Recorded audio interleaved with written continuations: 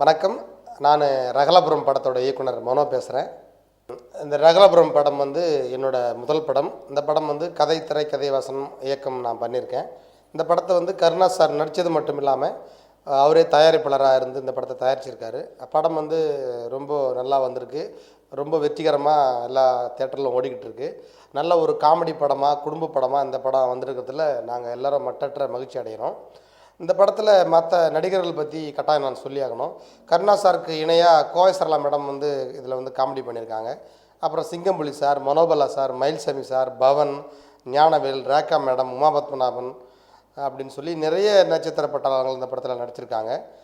படம் வந்து எல்லோரும் பயங்கர சப்போர்ட்டாக இருந்தாங்க. மனோபலா சார் நடிச்சிருக்காரு. இது வந்து ஒரு போலீஸ் சப்ஜெக்ட். இந்த போலீஸ் சப்ஜெக்ட் வந்து இது வரைக்கும் நீங்கள் இப்படி ஒரு காமெடியான போலீஸ் சப்ஜெக்ட் பார்த்தே இருக்க மாட்டீங்க. ஏதோ ஒரு போலீஸ் ஸ்டேஷன், காமெடியான ஒரு போலீஸ் ஸ்டேஷனுக்குள்ளே போயிட்டு வந்த ஒரு உணர்வு இந்த படம் வந்து ஏற்படுத்தி கொடுக்கும். அதே மாதிரி இந்த படத்தில் வந்து என்னோட மிகப்பெரிய டெக்னீஷியன் எல்லாம் ஒர்க் பண்ணியிருக்காங்க. ஒளிப்பதிவு வந்து வேல்ராய் சார் பண்ணியிருக்காரு. பாடல்கள் வைரமுத்து சார் எழுதியிருக்காரு. இசை வந்து மியூசிக் ஸ்ரீகாந்த் தேவா சார் பண்ணியிருக்காரு. எடிட்டிங் விடி விஜயன், டிஎஸ் ஜெய் அவங்க பண்ணியிருக்காங்க. ஆர்ட் டைரக்ஷன் மோகன மகேந்திரன் சார் பண்ணியிருக்காரு. இப்படியா நிறைய பெரிய சீஃப் டெக்னீஷியன் வந்து என்னோட அந்த படத்தில் ஒர்க் பண்ணியிருக்காங்க. ரகலபுரம் படம் வந்து வெற்றிகரமாக ஓடிக்கிட்டு இருக்குது. அதில் வந்து எங்களுக்கு ரொம்ப சந்தோஷம். இந்த ரகலபுரம் படம் வந்து கருணா சாருக்காகவே ரெடி பண்ண ஒரு ஸ்கிரிப்ட். வழக்கமாக ஒரு கதையை ரெடி பண்ணிவிட்டு அதுக்கு வந்து நடிகர்கள் வந்து தேடுறது ஒரு விதம். இன்னொரு விதம் வந்து ஹீரோ நம்மளுக்கு கிடைக்கிறப்போ அந்த ஹீரோங்களுக்கு, கதாநாயகர்களுக்கு, நடிகர்களுக்கு ஏற்ற மாதிரி கதையை ரெடி பண்ணுறது ரெண்டாவது விதம். நான் அந்த ரெண்டாவது விதம் தான் சூஸ் பண்ணியிருக்கேன்.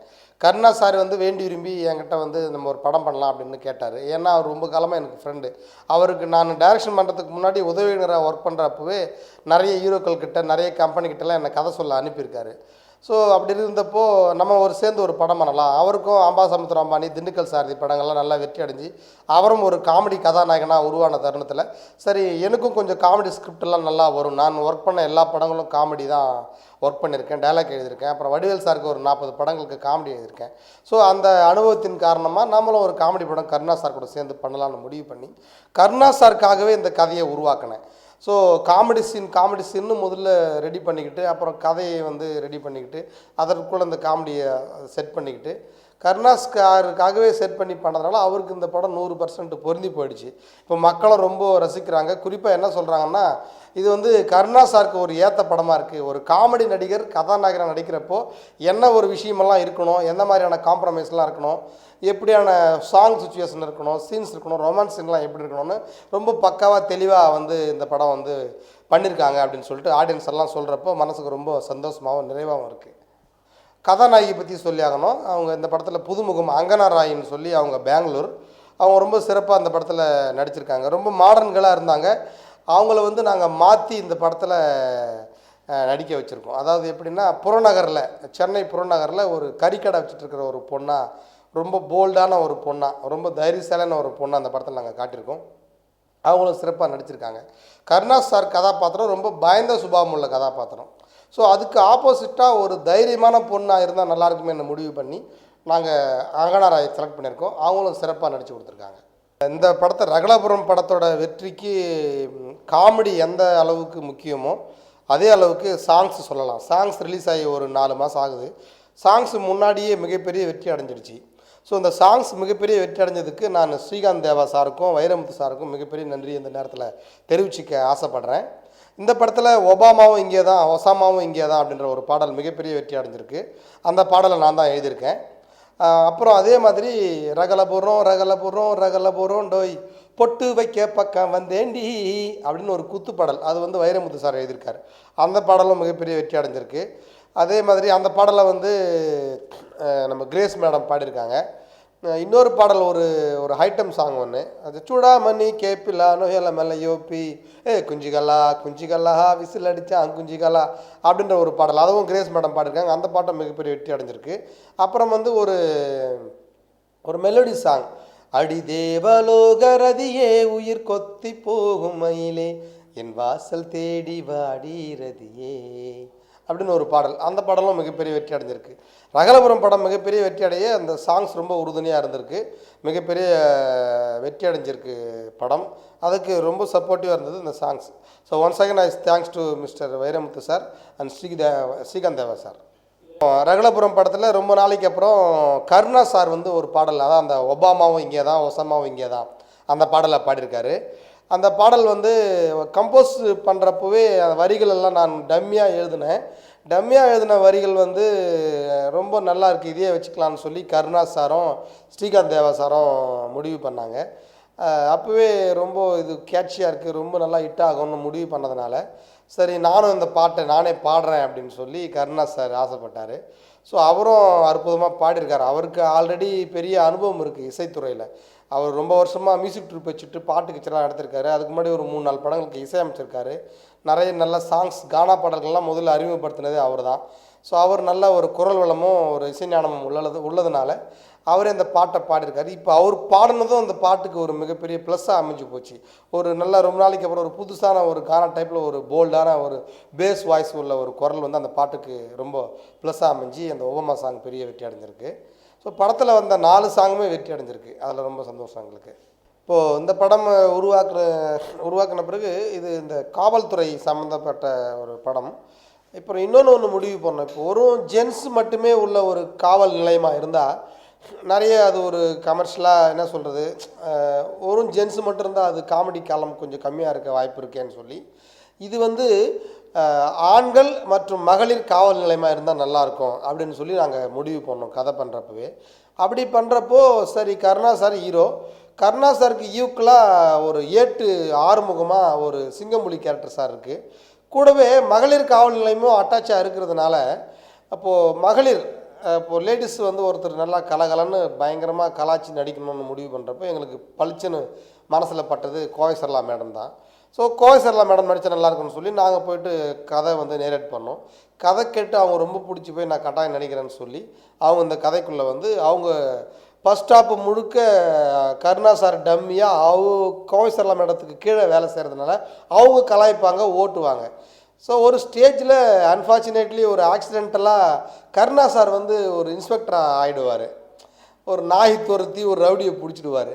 ஸோ இன்ஸ்பெக்டர் ஆன பிறகு இவர் கோவை சரளா மேடத்தையும் சிங்கம்புலியும் ஓட்டுவார். ஸோ அந்த விஷயங்கள்லாம் இப்போ ரொம்ப நல்லா காமெடியாக தேட்டரில் ஒர்க் அவுட் ஆகிருக்கு. அதை ரொம்ப நல்லா ரசிக்கிறாங்க. ஸோ கோவை சரளா மேடத்துக்கும் நான் ஒரு பெரிய நன்றி இந்த படத்தின் மூலிமா தெரிவிச்சுக்கிறேன். ஃபஸ்ட்டு இந்த ரகலபுரம் டோய் அந்த சாங்கில் வந்து முமைத் கான் அவங்களோட சிஸ்டர் வந்து சபைன் கான்னு சொல்லி அவங்களும் டேடி மம்மி வீட்டில் இல்லைன்ற பாடலுக்கெல்லாம் ஆடிருக்காங்க. வேட்டடை விளையாடலையும் ஒரு சாங்க்கெல்லாம் ஆடிருக்காங்க. அவங்க தான் அந்த குத்து பாடலுக்கு ஆடிருக்காங்க. சபைன் கான் அவங்க பேர். ரொம்ப அற்புதமாக அட்டகாசமாக ஆடிருக்காங்க. கருணா சாரும் அவங்களுக்கு ஈடு கொடுத்து ஆடிருக்காரு. அந்த பாட்டும் தேட்டரில் மிகப்பெரிய வரவேற்பு அடைஞ்சிருக்கு, நல்லா ஹிட்டாக இருக்குது. அப்புறம் ஒபாமாவை இங்கே தான் சாங்கில் அவர் கருணா சார் மட்டும்தான் ஆடிருக்காரு. அந்த பாட்டுக்கெல்லாம் கோரியோகிராஃப் பண்ண ஸ்ரீதர் மாஸ்டருக்கும் அப்புறம் சங்கர் மாஸ்டருக்கும் பாபா பாஸ்கர் மாஸ்டருக்கும் நான் நன்றியை தெரிவிச்சுக்கிறேன்.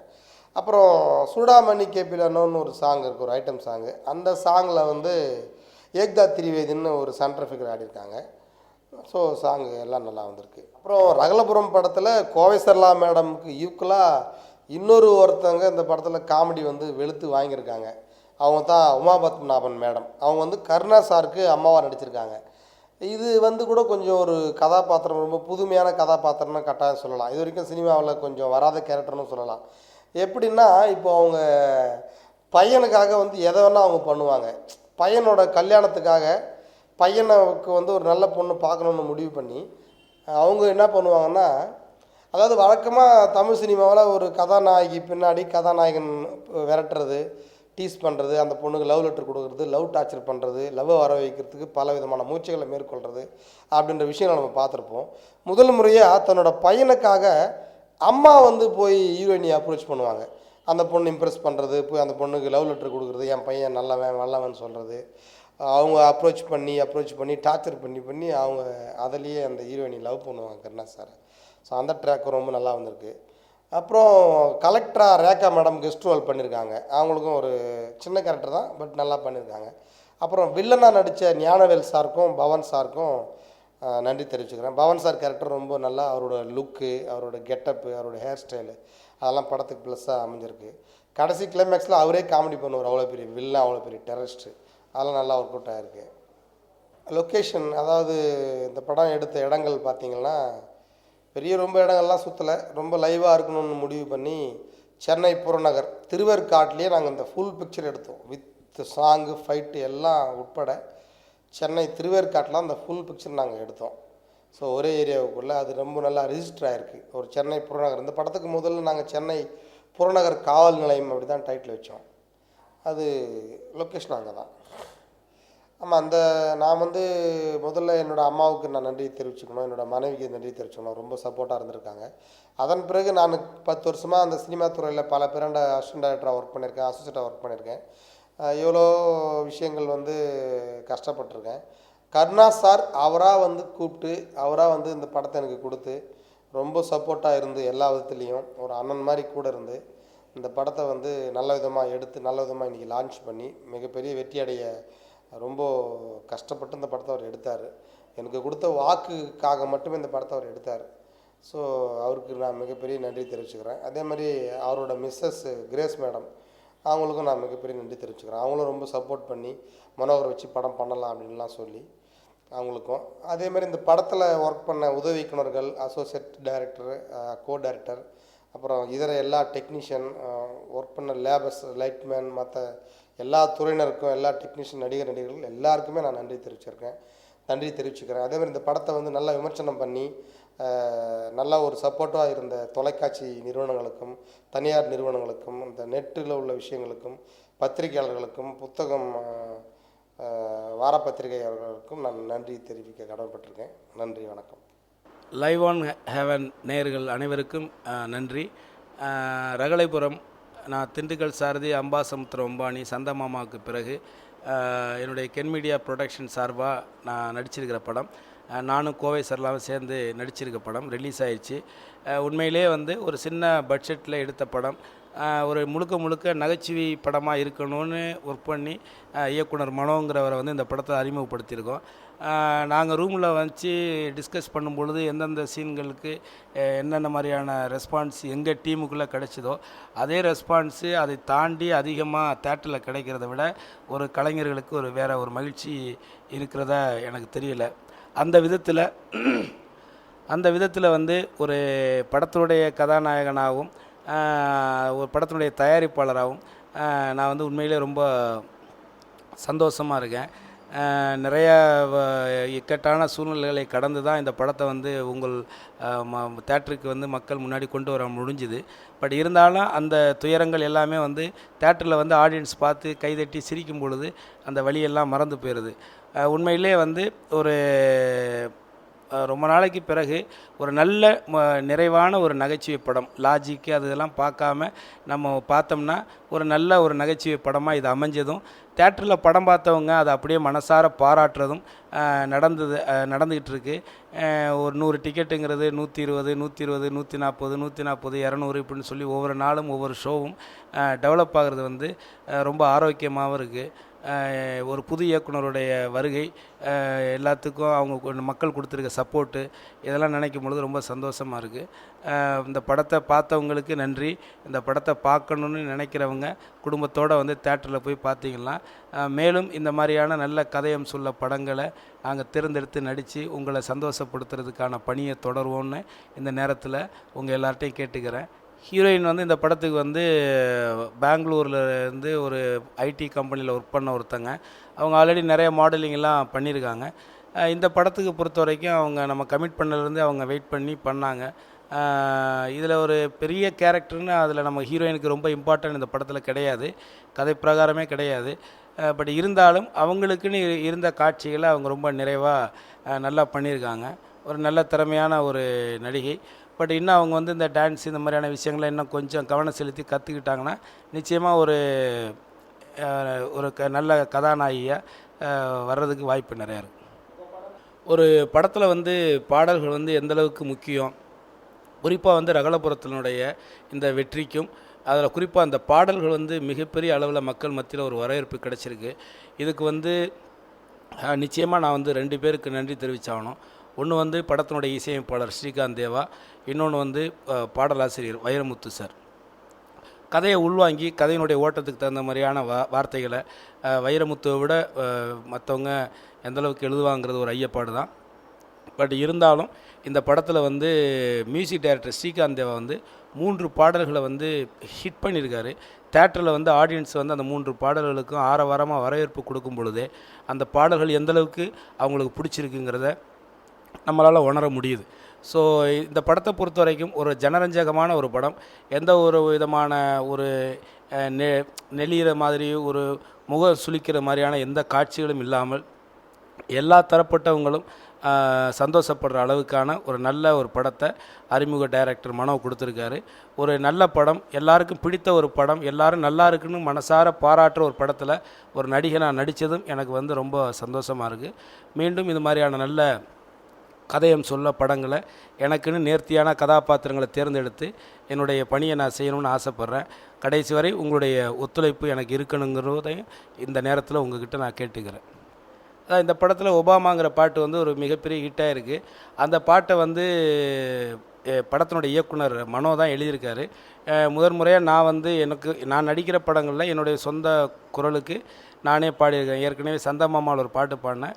இப்போ இந்த படத்தில் ரகளபுரத்தில் வந்து அந்த ஒபாமா பாட்டு நான் தான் பாடியிருக்கேன். இது நிறைய யங்ஸ்டர்ஸ் வந்து அதை ரிங்டோனாக வச்சுருக்காங்க. நிறைய இடங்களுக்கு நான் பொது இடங்களுக்கு போகும் பொழுது அதை நான் பார்க்கும் பொழுது எனக்கு உண்மையிலே மனசுக்கு ரொம்ப மகிழ்ச்சியாக இருக்குது. இப்போதைக்கு அடுத்து படங்கள் வந்து இப்போ மச்சான் ஒரு படம் நான் நடித்து வெளியாகிறதுக்காக இருக்குது.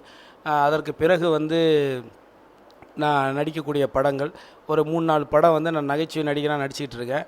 அதை தாண்டி வந்து இப்போ தனியாகவும் கதைகள் வந்து தேர்வு நடந்துகிட்ருக்கு.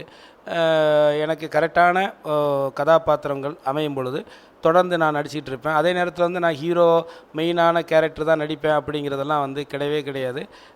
நான் முதல்ல வந்து நகைச்சுவை நடிகனாக தான் அந்த மக்கள்கிட்ட அங்கீகாரம் வாங்கியிருக்கேன்.